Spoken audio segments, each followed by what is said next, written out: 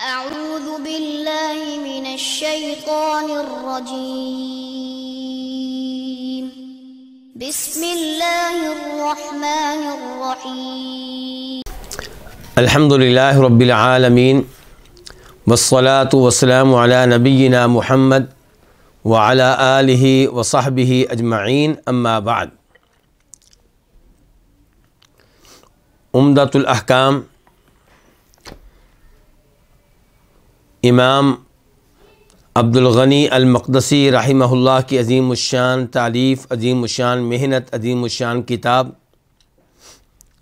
جس کا موضوع صحیح بخاری اور صحیح مسلم کی وہ احادیث ہیں جن کا تعلق احکام سے ہے، نماز روزے سے ہے، حلال و حرام سے ہے، بیع وغیرہ سے ہے۔ اور آج ہم پڑھنے لگے ہیں حدیث نمبر 58 اس حدیث کا تعلق ہے عورتوں کے مساجد میں حاضر ہونے سے، کہ کیا عورتیں نماز کے لیے مساجد میں آ سکتی ہیں۔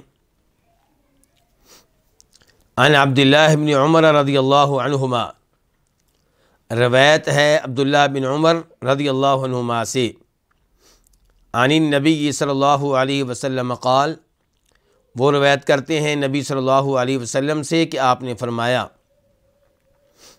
اذا استأذنت احدکم امرأته الى المسجد، اذا جب، استأذنت اجازت مانگے، اجازت طلب کرے۔ مانگنا کس کا معنی ہے؟ سین کا۔ سین کو الگ کر دیں تو باقی کیا لفظ رہ جاتا ہے؟ اذن، اور اذن جو ہے یہ اردو میں بھی استعمال ہوتا ہے۔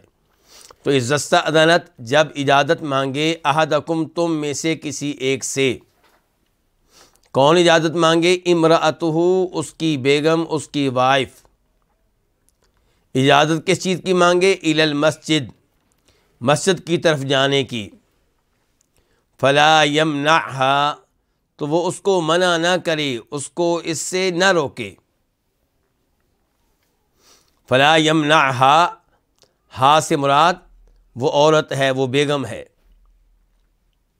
قال، اس حدیث کے راوی جو اس حدیث کو عبداللہ بن عمر رضی اللہ عنہما سے روایت کر رہے ہیں وہ کہتے ہیں، فقال بلال بن عبداللہ، تو کہا بلال بن عبداللہ نے، یعنی کہ والد نے کہا کہ نبی علیہ الصلوۃ والسلام نے کہا ہے کہ کوئی بھی اپنی بیگم کو مسجد میں جانے سے منع نہ کرے، جب اس کی بیگم اجازت مانگے تو اس کو اجازت دے دے۔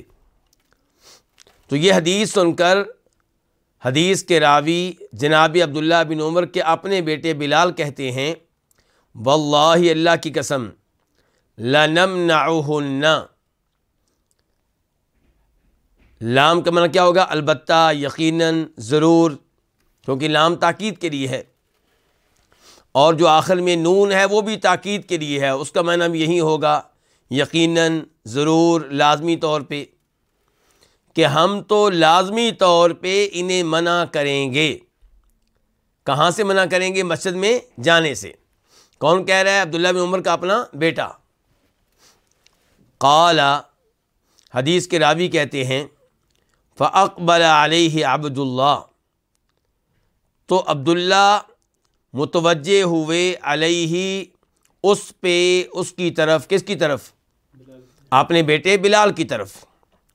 فسبہ سبا سیئا، تو اسے برا بلا کہا، سبا سیئا، بہت زیادہ برا بلا کہا، تھوڑا نہیں، بہت زیادہ۔ اور دوسری روایت میں اس کی وضاحت آئی ہے کہ اس پہ لعنتیں بھیجیں۔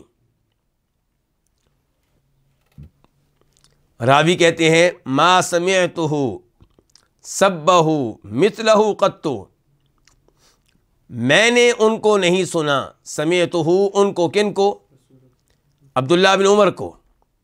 راوی کہہ رہے ہیں کہ عبداللہ بن عمر نے اپنے بیٹے کو برا بلا کہا، پھر راوی کہتے ہیں کہ میں نے ان کو نہیں سنا، کن کو؟ عبداللہ کو، کہ سبہ مثلہ قط، کہ انہوں نے اس طرح اسے کبھی بھی برا بلا کہا ہو، جتنا برا بلا اس بار کہا، اتنا برا بلا اس کے علاوہ کبھی کہا ہو میں نے یہ نہیں سنا. یعنی کہ بہت زیادہ اسے برا بلا کہا, بہت زیادہ اسے غلط کہا. وقال, اور کہا کس نے؟ عبداللہ بن عمر رضی اللہ عنہما نے. اخبروک, کہ میں تجھے خبر دے رہا ہوں, عن رسول اللہ صلی اللہ علیہ وسلم, نبی علیہ الصلوۃ والسلام کی طرف سے میں تمہیں اللہ کے رسول کی حدیث سنا رہا ہوں. وتقول, اور تو کہتا ہے کہ واللہ, اللہ کی قسم, لنمنعہن, البتہ ہم لازمی طور پہ انہیں منع کریں گے, انہیں روکیں گے, انہیں مسجد میں نہیں جانے دیں گے. یعنی کہ تیری یہ جرت کہ میں تمہیں حدیث رسول سناؤں اور تو ماننے کی بجائے آگے سے کہے کہ میں نہیں جانے دوں گا اپنی بیگم کو. وفی لفظ لمسلم, اب تک جو حدیث کے الفاظ ہم نے پڑھے ہیں یہ بخاری شریف میں بھی آئے ہیں اور مسلم شریف میں بھی آئے ہیں. مسلم شریف میں ان کا نمبر ہے 442 442.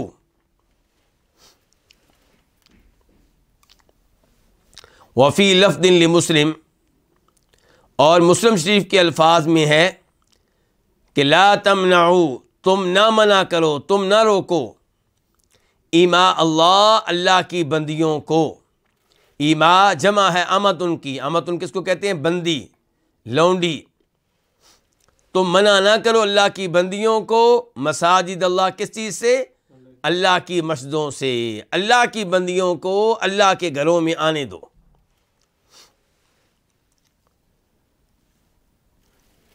اب اس حدیث کا مفہوم کیا ہوا, خلاصہ کیا ہوا کہ عبداللہ بن عمر رضی اللہ عنہما لوگوں کو حدیث سنا رہے ہیں, حدیث بتا رہے ہیں کہ نبی علیہ الصلوۃ والسلام نے فرمایا تھا کہ اگر آپ کی بیگم آپ سے مسجد جانے کی اجازت طلب کرتی ہے تو آپ اسے اجازت دیں, وہ مسجد میں جا کے نماز پڑھ سکے. نبی علیہ الصلوۃ والسلام نے دیگر احادیث میں وعدے کیا ہے کہ عورت کی نماز کہاں پہ افضل ہے؟ گھر میں. بلکہ ام حمید ایک صحابیہ ہیں, ام حمید ساعدیہ رضی اللہ تعالی عنہا, اور یہ روایت جو بیان کرنے لگا ہوں یہ مسند احمد میں آئی ہے, صحیح ابن حبان میں آئی ہے. ام حمید کہتی ہیں نبی علیہ الصلوۃ والسلام سے کہ اللہ کے رسول, میرا بڑا دل کرتا ہے, مجھے بہت اچھا لگتا ہے کہ میں آپ کے پیچھے نماز پڑھوں, آپ کی امامت میں نماز پڑھوں, آپ کے ساتھ نماز پڑھوں. تو آپ علیہ الصلوۃ والسلام نے ارشاد فرمایا, مجھے معلوم ہے کہ تمہیں یہ اچھا لگتا ہے, لیکن تمہاری وہ نماز جو تم میری مسجد کی بجائے اپنے محلے کی مسجد میں ادا کرو گی وہ میری مسجد میں ادا کرنے سے بہتر ہے. محلے کی مسجد کی نماز مسجد نبوی کی نماز سے افضل. کیا پیغام کہ شریعت کیا چاہتی ہے کہ عورت اپنے گھر میں رہے یا گھر کے قریب قریب جائے, دور نہ جائے. پھر آپ ارشاد فرماتے ہیں اسی حدیث میں, اور تمہاری وہ نماز جو تم اپنے گھر میں ادا کرو گی وہ محلے کی مسجد سے افضل اور بہتر ہے. اور پھر ارشاد فرمایا تمہاری وہ نماز جو تم گھر کے صحن میں ادا کرو گی وہ گھر کے اندرونی حصے میں, ان کے گھر کے اندرونی حصے میں نماز ادا کرنا گھر کے صحن میں نماز ادا کرنے سے بہتر ہے. تو پیغام یہ ہے کہ شریعت چاہتی ہے کہ عورتیں کہاں رہیں؟ ٹک کر گھر میں بیٹھی رہیں. وقرن فی بیوتکن, اللہ تعالیٰ سورہ احزاب میں ارشاد فرماتے ہیں اپنے گھروں میں ٹک کر بیٹھی رہو. ولا تبرجن تبرج الجاہلیت الاولی, اور زمانہ جاہلیت میں بے پردہ بن سنور کر نکلنے کی طرح اب نہ نکلا کرو. یعنی کہ جس طرح زمانہ جاہلیت میں, زمانہ کفر میں عورتیں بے پردہ ہو کر اور زیب و زینت اختیار کر کے باہر نکلا کرتی تھیں, یہ کام زمانہ اسلام میں نہ کرو. تو شریعت چونکہ چاہتی ہے کہ عورتیں گھر میں رہیں, اس لیے شریعت کہتی ہے کہ نماز بھی گھر میں افضل ہے. لیکن دیکھیں گھر میں افضل کہہ کر پابندی نہیں لگائی, اجازت پھر بھی دی ہے. محلے کی مسجد میں نماز پڑھ سکتی ہیں, مسجد نبوی میں آ کے نماز پڑھ سکتی ہیں. یہاں پہ یہ بھی وضاحت کر دوں کہ گھر کی نماز افضل ہے محلے کی مسجد سے کب؟ جب دونوں نمازیں ایک جیسی ہوں۔ مثال کے طور پہ ایک عورت گھر میں نماز پڑھتی ہے اور وہاں پہ نماز پڑھنے پہ 10 منٹ لگاتی ہے، مسجد میں بھی 10 منٹ لگتے ہیں نماز پڑھنے پہ۔ جو خشوع و خضوع مسجد میں ہے نماز ادا کرنے میں، وہی گھر میں ہے نماز ادا کرنے میں، تو پھر کون سی نماز افضل ہے؟ گھر کی۔ لیکن اگر کوئی عورت سمجھتی ہے گھر میں نماز ادا کروں تو میں 5 منٹ لگاتی ہوں، نماز میں توجہ نہیں رہتی، بچے پریشان کرتے ہیں اور نماز جلدی ختم کرنا پڑتی ہے، اور مسجد میں پڑھوں تو پڑھنے کا مزہ آتا ہے، مسجد میں نماز پڑھوں تو اللہ تعالیٰ کے ساتھ دل کا تعلق قائم ہوتا ہے، مسجد میں نماز ادا کروں تو اس میں خشوع و خضوع ہوتا ہے، پھر ظاہر ہے کہ مسجد کی نماز گھر کی نماز سے افضل ہوگی۔ گھر میں وہ تراویح کی نماز پڑھتی ہے، لگاتی ہے 20 منٹ، مسجد میں آئے تو لگاتی ہے 1 گھنٹہ، تو اب کون سی نماز افضل ہوگی؟ اب مسجد کی افضل ہوگی۔ لیکن اگر دونوں نمازیں برابر ہیں تو پھر عورت کی نماز کہاں افضل ہے؟ گھر میں۔ اس سب کے باوجود، یہ فضیلت بتانے کے باوجود کہا اگر کوئی عورت مسجد میں آنا چاہتی ہے تو آپ اسے روک نہیں سکتے۔ شریعت نے عورت کے جذبات کا خیال رکھا ہے، اس کے احساسات کا خیال رکھا ہے، اس کا دل کر رہا ہے مسجد میں جا کے نماز پڑھوں، تو خامد سے کہا گیا کہ تمہیں روکنے کی اجازت نہیں ہے۔ جناب عمر فاروق رضی اللہ عنہ کی ایک وائف تھی، وہ عشاء کی نماز اور فجر کی نماز مسجد میں آ کر جماعت کے ساتھ ادا کیا کرتی تھی۔ تو کسی کہنے والے نے جناب عمر فاروق کی اس بیگم سے کہا کہ تم مسجد میں یہ نمازیں کیوں پڑھتی ہو جبکہ تمہیں معلوم ہے کہ تمہارے شوہر بڑی غیرت والے ہیں، وہ نہیں پسند کرتے کہ تم یہ نمازیں مسجد میں آ کر ادا کرو۔ کہا اگر وہ پسند نہیں کرتے تو مجھے منع کریں، مجھے روکیں۔ تو کہا گیا وہ روکیں گے نہیں، کیونکہ اللہ کے رسول نے کہا ہے کہ اللہ کی بندیوں کو مسجد میں آنے سے مت روکو۔ عمر فاروق جیسا شخص اپنی بیگم کو مسجد میں آنے سے روکنے کی جرت اپنے میں نہیں پاتا، کیونکہ حدیث آ گئی، یہ ہے مقام حدیث، حدیث کا احترام، حدیث کی تعظیم، حدیث کا ادب۔ اور آج افسوس سے کہنا پڑتا ہے کہ اردو بولنے والے اکثر علماء اپنی عورتوں کو مسجد میں آنے سے روکتے ہیں، مساجد میں ان کی نماز پڑھنے کے لیے کوئی گنجائش نہیں ہے، بلکہ اس کو جرم سمجھا جاتا ہے۔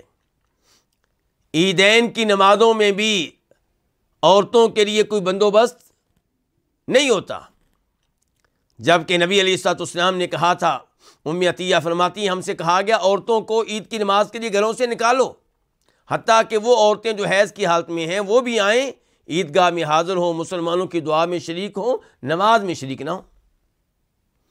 تو آپ نے کہا نکالو، ان عورتوں کو بھی نکالو جنہوں نے نماز ہی نہیں پڑھنی۔ فرمایا گیا کئی عورتیں ایسی ہیں جن کے پاس پردہ کرنے کے لیے بڑی چادریں نہیں ہیں، فرمایا جن کے پاس بڑی چادریں ہیں ان کے ساتھ پردے میں شریک ہو جائیں لیکن آئیں۔ تو عید کی نماز میں بہت سختی ہے اس معاملے میں، اور دیگر نمازوں میں بھی اگر عورت آنا چاہے تو اسے روکنے کی اجازت نہیں ہے۔ لیکن یہ سب کچھ تب تک ہے جب تک کہ اس میں کوئی فتنہ نہ ہو۔ اگر کوئی عورت خوشبو لگا کر آتی ہے تو خوشبو لگا کر گھر سے نکلنا ویسے ہی ممنوع ہے، وہ چاہے مسجد کے لیے نکلنا ہو، چاہے اسکول کے لیے نکلنا ہو، چاہے کالج کے لیے نکلنا ہو، چاہے مارکیٹ کے لیے نکلنا ہو۔ لیکن ہمارے اچھے بڑے سمجھدار لوگ اپنی بیویوں کو اسکولوں میں جانے دیں گے، اپنی بچیوں کو کالجوں میں جانے دیں گے، یونیورسٹیوں میں جانے دیں گے، جاب کے لیے جانے دیں گے، مسجد کی باری آتی ہے تو جناب فتنہ ہوتا ہے۔ یہ عجیب معاملہ ہے۔ اگر آپ مسجد میں آنے کی اجازت نہیں دیتے تو مارکیٹ میں جانے کی اجازت کیوں دیتے ہیں؟ اور ہم یہ کہتے ہیں کہ عورت کو مسجد میں آنے دیا جائے اگر وہ آنا چاہتی ہے، البتہ اسے پابند کیا جائے شریعت کے احکام کا، خوشبو لگا کر گھر سے نہیں نکل سکتی، پردہ کر کے آئے، مردوں کے لیے فتنہ نہ بنے، اور اس شکل میں وہ بازار بھی جا سکتی ہے، لیکن بازار میں جانے کی اجازت دینا خامن کے لیے ضروری نہیں ہے۔ لیکن مسجد میں اگر وہ آنے کی اجازت مانگتی ہے اور شریعت کے احکام کی پابندی کرتی ہے تو خاوند پہ واجب ہے کہ اس کو اجازت دے۔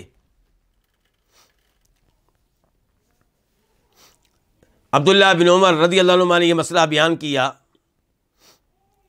بیٹے میں غیرت تھی، بیٹے نے کہا ہم تو اپنی عورتوں کو نہیں جانے دیں گے۔ بیٹے کا مقصد یہ نہیں تھا کہ حدیث کی توہین کی جائے، لیکن ان کی توجہ اپنی غیرت پہ تھی، ان کی توجہ اس مسئلے پہ تھی کہ عورتیں جو ہے اس کو بہانہ بنا لیں گی گھر سے نکلنے کا، تو انہوں نے کہہ دیا کہ میں تو یہ کام نہیں کرنے دوں گا۔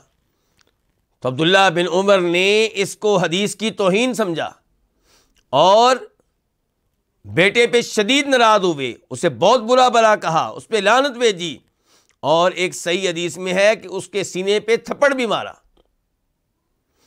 اور پھر کہا کہ تیری یہ جرت کہ میں تمہیں حدیث سناؤں اور تم آگے سے کہو کہ میں یہ کام نہیں کرنے دوں گا۔ اس سے پتہ چلا کہ انسان کو چاہیے اپنی اولاد کے دلوں میں حدیث کا احترام پیدا کرے، حدیث کی تعظیم سے اپنے بچوں کو آگاہ کرے۔ اگر وہ حدیث کو نظر انداز کریں، شریعت کو نظر انداز کریں، تو ان پہ سختی کرے، یہ تربیت کا حصہ ہے۔ تو اس حدیث سے کیا کیا مسائل اخذ ہوئے؟ نمبر 1 کہ افضل یہ ہے کہ عورت کو مسجد میں نماز پڑھنے کی اجازت دی جائے جب وہ اجازت مانگے۔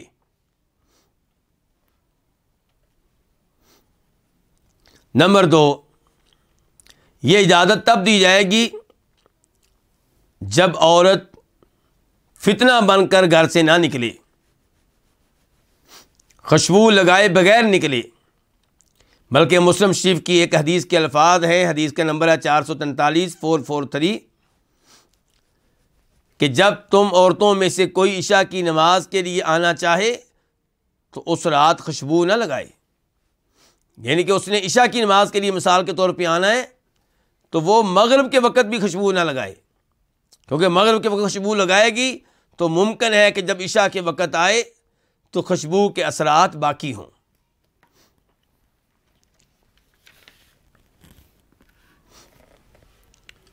اس امر کی تائید اس حدیث سے بھی ہوتی ہے جو ابھی میں نے ذکر کی تھی کہ عید کی نماز کے لیے جب آپ نے کہا عورتوں کو نکالا جائے تو بتایا گیا کہ عورتوں کے پاس پردے کے لیے چادریں نہیں ہیں، تو آپ نے یہ نہیں کہا کہ پردہ معاف ہے، بے پردہ ہو کے آ جائیں، نہ ہی آپ نے یہ کہا کہ عید معاف ہے، بلکہ آپ نے کہا پردہ کر کے آئیں، دوسری عورتوں سے ان کی چادر لے لیں۔ جہاں تک تعلق ہے مساجد میں ہونے والے دروس کا، جہاں تک تعلق ہے خطبہ جمعہ کا، تو ان میں عورتوں کے آنے کی زیادہ اہمیت ہے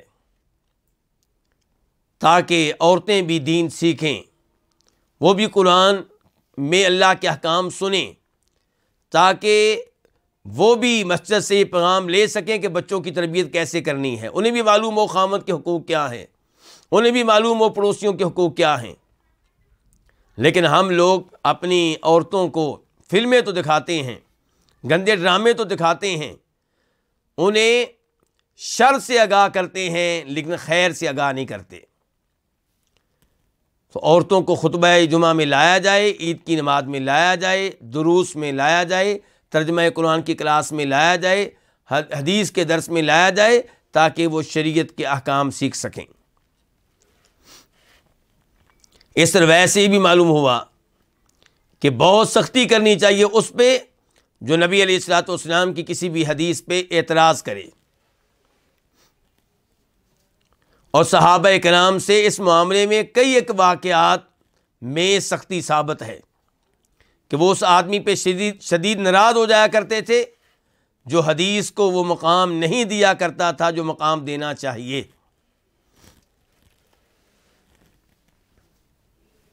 یہاں پہ مجھے ایک روایت یاد آ گئی، جو لوگ عورتوں کو مساجد میں آنے کی اجازت نہیں دیتے، وہ اس سلسلے میں جو شبہات لے کر آتے ہیں، ان شبہات میں سے ایک شبہ یہ ہے کہ سیدہ عائشہ نے کہا تھا کہ اگر نبی علیہ الصلوۃ والسلام آج موجود ہوتے اور وہ دیکھ لیتے کہ عورتیں کیا حرکتیں کرتی پھر رہی ہیں تو آپ ان کے مساجد میں آنے پہ پابندی لگا دیتے۔ تو اس سے کیا پتہ چلا، سیدہ عائشہ کی اس گفتگو سے کیا پتہ چلا کہ عورتوں کو مساجد میں آنے کی اب اجازت نہ دی جائے۔ جہاں تک تعلق ہے نبی علیہ الصلوۃ والسلام کی حدیث کا، تو ان کا تعلق ہے آپ کے زمانے سے، جب کہ فتنہ موجود نہیں تھا، جب کہ عورتیں شریعت کی پابند تھیں۔ یہ میری گفتگو نہیں ہے، یہ میں گفتگو نقل کر رہا ہوں ان لوگوں کی جو مساجد میں عورتوں کے آنے کے مخالف ہیں۔ تو میری گزارش یہ ہے کہ اللہ کا دین نبی علیہ الصلوۃ والسلام کے زمانے کے لیے نہیں ہے، بلکہ قیامت تک کے لیے ہے۔ اگر نبی علیہ الصلوۃ والسلام کو یہ معلوم نہیں تھا کہ میرے دنیا سے چلے جانے کے بعد عورتیں کیا حرکت کریں گی، تو نبی علیہ الصلوۃ والسلام پہ دین کو نازل کرنے والے اللہ کو معلوم تھا۔ نبی علیہ السلام نے جو شریعت دی ہے وہ اللہ کی طرف سے ہے اور قیامت تک کے لیے ہے۔ سیدہ عائشہ کی گفتگو سے شریعت کا یہ حصہ منسوخ نہیں ہو جائے گا، کینسل نہیں ہو جائے گا۔ تو اس لیے آج بھی عورتوں کا مسجد میں آنا ایسے ہی جائز ہے جیسے پہلے جائز تھا، اور قیامت تک یہی شریعت رہے گی، یہی دین رہے گا۔ کوئی بھی امام، کوئی بھی بزرگ، کوئی بھی صحابی، کوئی بھی تابعی شریعت کے کسی بھی حصے کو کینسل کرنے کی صلاحیت نہیں رکھتے۔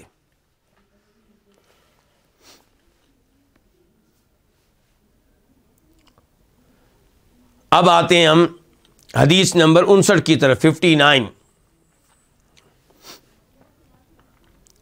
عن عبداللہ بن عمر رضی اللہ عنہما قال، روایت ہے عبداللہ بن عمر رضی اللہ عنہما سے، گزشتہ حدیث کے راوی بھی یہی تھے، اور یہ صحابی ابن صحابی ہیں، مشہور و معروف صحابی عمر فاروق کے بیٹے ہیں۔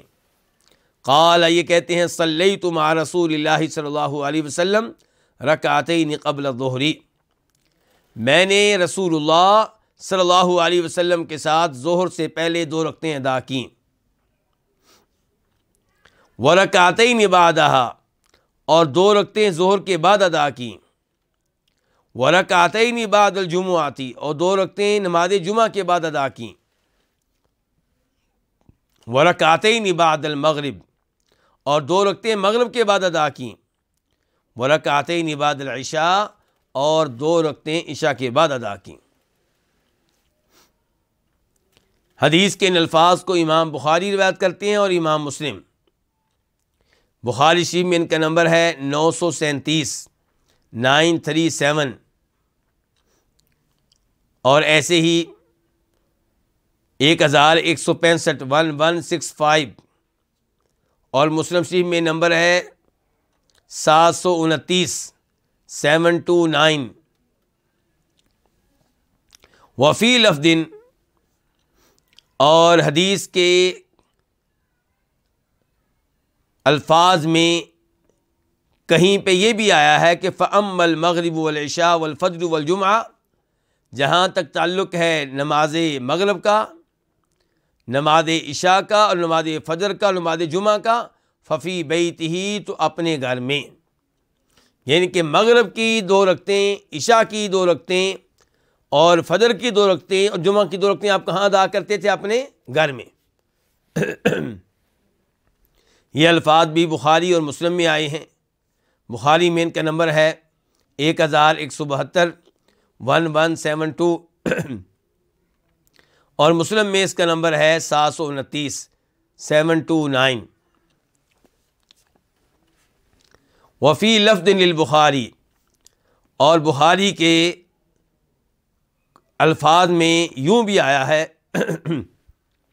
ان ابن عمر قال، کہ بے شک عبداللہ بن عمر رضی اللہ عنہما نے کہا، حدثتنی حفصہ، مجھے حدیث بتائی حفصہ نے، مجھے بتایا حفصہ نے۔ حفصہ کون ہے؟ ام المؤمنین، نبی علیہ السلام کی وائف، میری اور آپ کی ماں، عبداللہ بن عمر کی بہن، اور عمر فاروق کی بیٹی۔ تو حدثتنی حفصہ، مجھے بتایا حفصہ نے کہ ان النبی صلی اللہ علیہ وسلم کان یصلی سجدتین خفیفتین بعد ما یطلع الفجر، کہ آپ 2 ہلکے سے آپ 2 ہلکی سی رکعتیں ادا کیا کرتے تھے۔ سجدتین سے مراد یہاں پہ کیا؟ 2 رکعتیں۔ آپ 2 ہلکی سی رکعتیں ادا کیا کرتے تھے۔ کب؟ فجر طلوع ہو جانے کے بعد۔ ما مصدریہ ہے، فجر طلوع ہو جانے کے بعد، یعنی کہ فجر کی اذان کے بعد، فجر کی نماز سے پہلے۔ تو یہ کون سی 2 رکعتیں ہوئیں پھر؟ فجر کی سنتیں۔ وَكَانَتْ سَاعَةً، اور یہ گھڑی جو تھی، جو فجر طلوع ہونے کے بعد تھی، جس میں آپ فجر کی 2 رکعتیں ادا کیا کرتے تھے، عبداللہ بن عمر کہتے ہیں کہ یہ گھڑی ایسی گھڑی تھی کہ لا ادخل علی النبی صلی اللہ علیہ وسلم فیہا، اس گھڑی میں نبی علیہ الصلوۃ والسلام کے پاس جایا نہیں کیا کرتا تھا، اس گھڑی میں آپ کے پاس نہیں جایا کرتا تھا۔ ان الفاظ کو امام بخاری نے روایت کیا اور نمبر ہے 1173 1173۔ تو اس حدیث میں 5 نمازوں کی سنتوں کا بیان ہے۔ سنتیں کتنی ہوتی ہیں دن اور رات میں؟ ظہر کی 4 رکعتیں ظہر سے پہلے، یہاں پہ تذکرہ کتنی رکعتوں کا آیا ہے؟ 2 کا۔ ظہر سے پہلے 2 رکعتیں ادا کی ہیں، عبداللہ بن عمر کہتے ہیں میں نے آپ کے ساتھ، لیکن در حقیقت ظہر سے پہلے کتنی سنتے ہیں؟ 4۔ تو یہاں پہ 2 کا تذکرہ کیوں آیا؟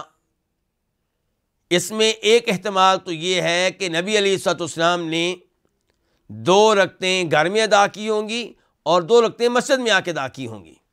تو عبداللہ بن عمر نے تذکرہ کیا ہے ان 2 رکعتوں کا جو آپ نے مسجد میں آ کر ادا کی۔ اور یہ بھی ممکن ہے کہ کسی موقع پہ آپ نے ظہر سے پہلے 2 ہی رکعتیں ادا کی ہوں، لیکن عام طور پہ جو ترغیب آئی ہے کتنی رکعتوں کی آئی ہے؟ 4 کی۔ اور 2 رکعتیں ظہر کے بعد، اور نماز جمعہ کی 2 رکعتیں ہیں۔ اچھا جی، نماز جمعہ سے پہلے کتنی سنتے ہیں؟ یہ میرا سوال ہے آپ لوگوں سے جی، نماز جمعہ سے پہلے کتنی سنتے ہیں؟ کوئی سنتے نہیں ہیں۔ نماز جمعہ کی سنتیں نماز جمعہ کے بعد ہیں، 2 بھی پڑھ سکتے ہیں، 4 بھی۔ نبی علیہ الصلوۃ والسلام سے ثابت ہے کہ نماز جمعہ کے بعد 2 سنتیں پڑھنا، اور یہ بھی ثابت ہے کہ 4 پڑھنا۔ تو آپ 2 پڑھ لیں، 4 پڑھ لیں، دونوں طرح ٹھیک ہے۔ اور کچھ علماء کرام نے کہا ہے کہ ایک حدیث میں آ گیا کہ آپ 2 رکعتیں ادا کرتے تھے، اور ایک حدیث میں تذکرہ آ گیا 4 کا۔ تو دونوں حدیثوں کو جمع یوں کیا جائے گا کہ اگر کوئی مسجد میں ادا کرتا ہے جمعہ کے بعد کی سنتیں تو کتنی ادا کرے گا؟ 4۔ گھر میں ادا کرتا ہے تو 2۔ اچھا، نماز جمعہ سے پہلے میں بات کر رہا تھا کتنی سنتے ہیں؟ کوئی سنتے نہیں ہیں۔ البتہ خطبہ جمعہ سے پہلے نفل ادا کیے جائیں گے، کم از کم کتنے؟ 2، کیونکہ مسجد میں 2 رکعتیں ادا کیے بغیر بیٹھنے کی اجازت نہیں ہے۔ نبی علیہ الصلوۃ والسلام نے ارشاد فرمایا اذا دخل احدکم المسجد فلا یجلس حتی یصلی رکعتین، جب تم میں سے کوئی مسجد میں آئے تو 2 رکعتیں پڑھے بغیر نہ بیٹھے۔ تو یہ 2 رکعتیں ادا کی جائیں گی، اور اس کے علاوہ جتنی رکعتیں آپ ادا کرنا چاہیں ادا کر سکتے ہیں، جب تک کہ امام مسجد میں آ کر خطبہ جمعہ شروع نہیں کرتا۔ 2 پڑھ لیں، 4 پڑھ لیں، 6 پڑھ لیں، 8 پڑھ لیں، 10 پڑھ لیں، 12 پڑھ لیں، جس قدر آپ پڑھ سکتے ہیں پڑھ لیں، لیکن جمعہ کی سنتیں نہیں ہیں، یہ عام نوافل ہیں۔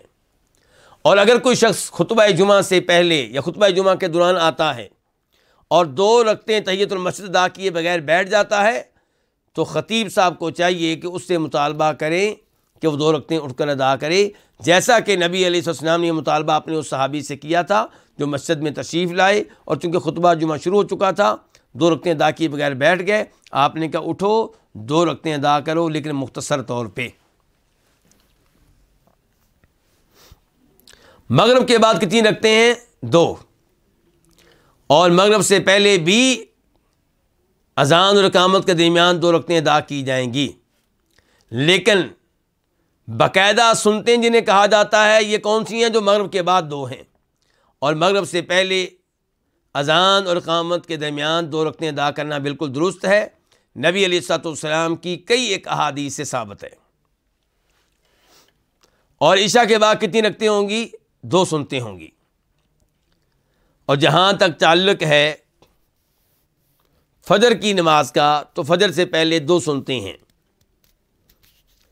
عبداللہ بن عمر کا نبی علیہ الصلوۃ والسلام کے گھرانے کے ساتھ گہرا تعلق تھا، کیونکہ ان کی بہن نبی علیہ الصلوۃ والسلام کی وائف تھی۔ اس لیے عبداللہ بن عمر اپنی بہن کے پاس جایا کرتے، ان سے نبی علیہ الصلوۃ والسلام کی عبادت کے بارے میں پوچھتے، خود بھی نبی علیہ الصلوۃ والسلام کی طرف دیکھتے جب کہ آپ سیدہ حفصہ کے گھر میں آتے تھے۔ تو اس سے آپ اندازہ لگا سکتے ہیں کہ عبداللہ بن عمر کو کس قدر شوق تھا احادیث کو لینے کا، کس قدر شوق تھا شریعت کے علم کو پال لینے کا۔ یہی عبداللہ بن عمر ہیں جن کے بارے میں صحیح حدیث آتی ہے، بخاری شریف کی حدیث میں سے ہے کہ جب نبی علیہ الصلوۃ والسلام ایک بار کعبہ شریف میں داخل ہوئے، عبداللہ بن عمر کو اطلاع ملی تو جلدی سے کعبہ شریف میں پہنچے، اور دروازہ بند تھا۔ اللہ کے نبی علیہ السلام اندر داخل ہوئے، آپ کے ساتھ کچھ صحابہ بھی داخل ہوئے، اور آپ نے اندر سے کنڈی لگا لی تھی۔ جب آپ باہر نکلے تو عبداللہ بن عمر سب سے پہلے اندر داخل ہوئے اور جناب بلال سے پوچھا اللہ کے نبی نے کعبہ شریف میں کیا کیا، کدھر نماز پڑھی، کہاں پڑھی۔ تو اس سے آپ اندازہ لگا سکتے ہیں کہ عبداللہ بن عمر کو احادیث لینے کا کتنا شوق تھا، نبی علیہ السلام کی سیرت کو جاننے کا کتنا شوق تھا، اور آپ کی احادیث پہ پھر عمل بھی کیا کرتے تھے۔ صرف علم لینے کے قائل نہیں تھے، عمل کرنے کے بھی قائل تھے۔ اب اس حدیث سے کیا کیا مسائل معلوم ہوئے کہ اس حدیث میں جن سنتوں کا تذکرہ آیا ہے ان کا اہتمام کرنا چاہیے اور ان پہ ہمیشگی کرنی چاہیے، ان میں ناغہ کرنے سے گریز کرنا چاہیے۔ نمبر 2، اس حدیث سے پتہ چلا کہ عصر نماز کی باقاعدہ طور پہ کوئی سنتیں نہیں ہیں، لیکن نبی علیہ السلام کی عام حدیث ہمارے پاس موجود ہے کہ ہر اذان اور اقامت کے درمیان 2 رکعتیں ہیں۔ کوئی بھی اذان اور اس کے بعد اقامت ہے، اس کے درمیان 2 رکعتیں پڑھ لینی چاہیے، جیسا کہ مغرب کے بارے میں ہم نے کہا ہے کہ مغرب کی اذان کے بعد اور اقامت سے پہلے 2 رکعتیں ادا کر لینی چاہیے، صحابہ کرام ادا کیا کرتے تھے۔ اور جہاں تک تعلق عصر کا تو اس کے بارے میں الگ سے حدیث موجود ہے، صحیح حدیث۔ فرمایا نبی علیہ الصلوۃ والسلام نے اللہ تعالیٰ اس پہ رحم کرے جو عصر کی نماز سے پہلے 4 رکعتیں ادا کرے۔ لیکن بہرحال یہ عام نوافل ہیں، یہ خاص نوافل نہیں ہیں جن کو ہم سنتے کہتے ہیں، یہ وہ والی نوافل نہیں ہیں۔ اس حدیث سے پتہ چلا کہ نبی علیہ الصلوۃ والسلام مغرب، عشاء، فجر اور جمعہ کی سنتیں گھر میں ادا کیا کرتے تھے۔ تو نفل نماز کوئی بھی ہو گھر میں ادا کرنا افضل ہے۔ سنتیں گھر میں ادا کرنا مسجد میں ادا کرنے سے بہتر ہے۔ وطر گھر میں ادا کرنا مسجد میں ادا کرنے سے بہتر ہے، الا یہ کہ وطر کی نماز آپ مسجد میں جماعت کے ساتھ پڑھ رہے ہوں۔ جب جماعت کے ساتھ پڑھیں گے تو ظاہر ہے کہ پھر اجر و ثواب جماعت کے ساتھ پڑھنے میں زیادہ ہوگا۔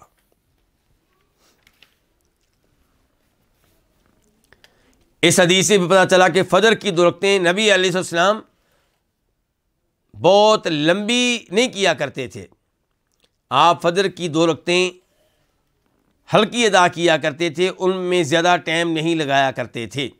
لیکن یاد رہے یہ نبی علیہ السلام کی بات ہو رہی ہے جو رات کو لمبی تہجد پڑھا کرتے تھے، قیام اللیل پڑھا کرتے تھے۔ تو قیام اللیل کے بعد پھر جب اذان ہوتی فجر کی تو آپ فجر کی 2 رکعتیں ہلکی سی ادا کیا کرتے تھے۔ پہلی رکعت میں سورہ قل یا ایھا الکافرون پڑھتے اور دوسری میں قل ھو اللہ احد پڑھا کرتے تھے۔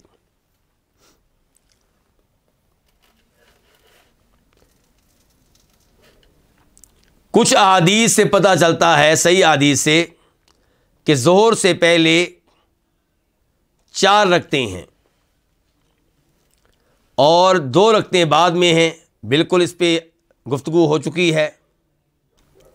تو بہرحال یہ سنتیں جو ہیں ان کی بہت زیادہ اہمیت ہے۔ ان سنتوں پہ ہمیشگی کرنے والا فرض نماز پہ بدرجہ اولا ہمیشگی کرے گا، اور جو سنتوں کے معاملے میں سستی کرے گا خطرہ یہ ہے کہ فرض نماز کے معاملے میں کہیں سستی میں مبتلا نہ ہو جائے۔ روز قیامت جب نمازوں کا حساب کتاب ہوگا تو فرض نمازوں میں جو کمی بیشی ہوگی امید ہے کہ اللہ تعالیٰ اس کمی بیشی کو ہماری سنتوں کے ذریعے پورا کر دے گا۔ اس لیے سنتوں کا اہتمام کرنا چاہیے، خصوصاً فجر کی 2 سنتوں کا۔ اب ہم بڑھتے ہیں حدیث نمبر 60 کی طرف۔ عن عائشہ رضی اللہ عنہا قالت، سیدہ عائشہ رضی اللہ عنہ سے روایت ہے، وہ کہتی ہیں لم یکن النبی صلی اللہ علیہ وسلم علی شیء من النوافل اشد تعاہدا منہ علی رکعتی الفجر۔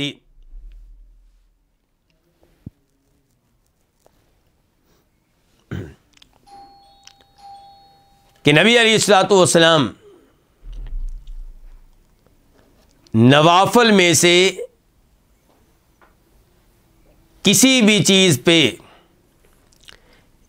کسی بھی چیز کی اتنی حفاظت کرنے والے نہیں تھے، اتنی پابندی کرنے والے نہیں تھے جس قدر آپ پابندی کرنے والے تھے فجر کی 2 رکعتوں کی۔ تعاہدن، اس کا معنی کیا ہوگا؟ حفاظت کرنا، پابندی کرنا۔ تو ان الفاظ سے پتہ چلا کہ نبی علیہ الصلوۃ والسلام جس قدر اہتمام فجر کی 2 سنتوں کا کیا کرتے تھے، فجر کی 2 رکعتوں کا کیا کرتے تھے، اس قدر اہتمام دیگر نوافل کا نہیں کرتے تھے۔ وفی لفظ لمسلم، اور مسلم شریف کی حدیث میں یہ بھی آیا ہے کہ رکعت الفجر خیر من الدنیا وما فیہا، کہ فجر کی 2 رکعتیں دنیا سے بہتر ہیں، وما فیہا، اور جو بھی چیز دنیا میں موجود ہے اس سے بہتر ہیں۔ یعنی کہ ایک جانب فجر کی 2 رکعتیں ہوں، دوسری جانب پوری دنیا اور دنیا کی ہر چیز ہو، ہر نعمت و ہر خزانہ ہو، فجر کی 2 رکعتیں جو ہیں دنیا اور دنیا کے تمام خزانوں اور نعمتوں سے افضل اور بہتر ہیں۔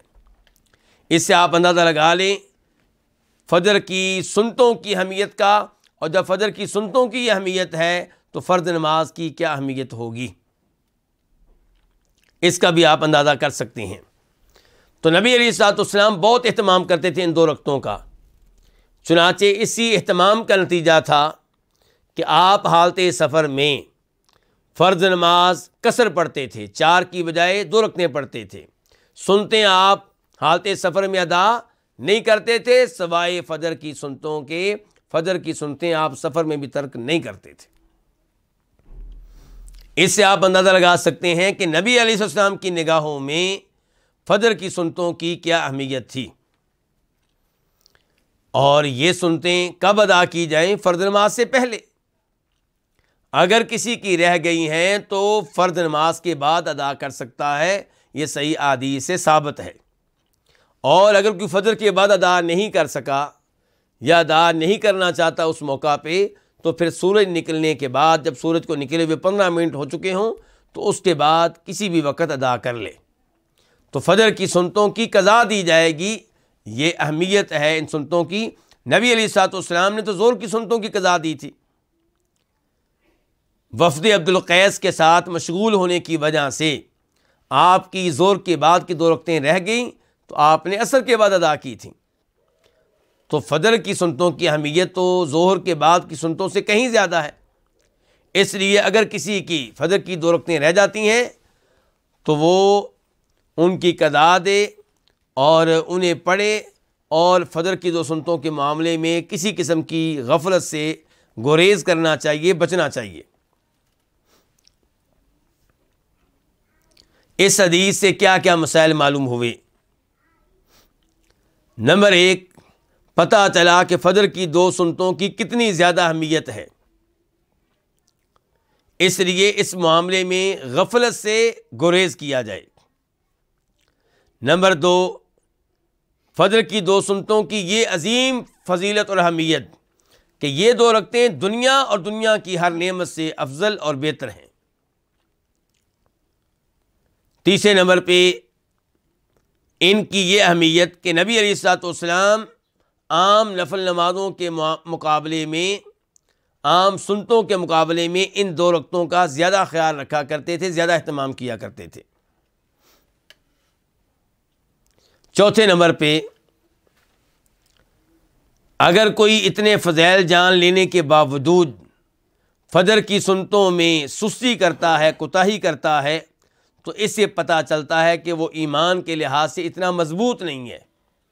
ہم یہ نہیں کہتے کہ ایمان سے محروم ہے، فجر کی سنتیں چھوڑ دینا ایمان سے محرومی نہیں ہے، لیکن یہ پتہ چلتا ہے کہ دین کمزور ہے اس کے ہاں، کہ اتنے بڑے فضائل اس نے سن لیے فجر کی سنتوں کے، اس کے باوجود ان کا اہتمام نہیں کرتا، ان کا خیال نہیں کرتا، تو اس سے پتہ چلتا ہے کہ اس کا دین، اس میں کچھ کمزوری ہے۔